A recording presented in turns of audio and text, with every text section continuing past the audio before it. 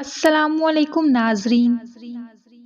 तो जैसा कि आप सब जानते हैं कि कोरलिश उस्मान के एपिसोड 126 का दूसरा ट्रेलर कहानी में मजीद सस्पेंस लेकर आया है।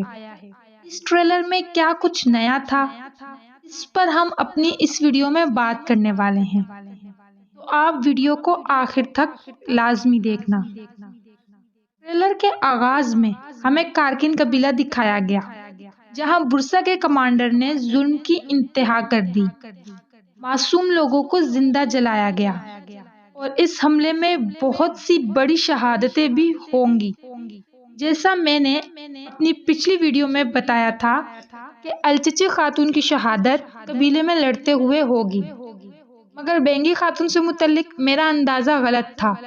मुझे लगा कि जलावतनी के दौरान सल्जोक सिपाही वालिदा इस्मिहान सुल्ताना के हुक्म के मुताबिक बेंगी खातून को कत्ल कर देंगे, मगर ऐसा नहीं हुआ।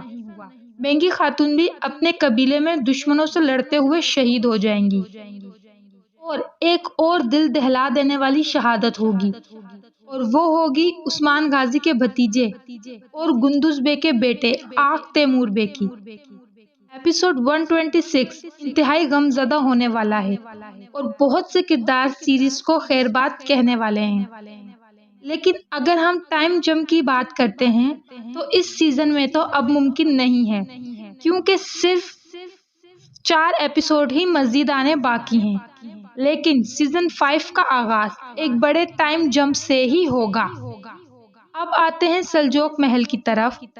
तो ट्रेलर में वाजिया है कि सुल्तान मसूद और उस्मान बे सजाए मौत से बच जाएंगे, और साथ ही साथ इसी एपिसोड में एक बहुत बड़ी और तारीखी फतह भी हमें देखने को मिलेगी, और वो फतह है कोपरी हसार की, एक तारीखी किला। और ट्रेलर में उस्मान बे के अल्फाज वाजिया हैं कि कोपरी हसार अब मुसलमानों की मलकियत है। मतलब एपिसोड 126 में ही कोपरी हसार मुकम्मल तौर पर फतह कर लिया जाएगा। तो ये थी आज की वीडियो। अगर वीडियो अच्छी लगी है तो वीडियो को लाइक करें और चैनल को सब्सक्राइब भी कर दें। शुक्रिया।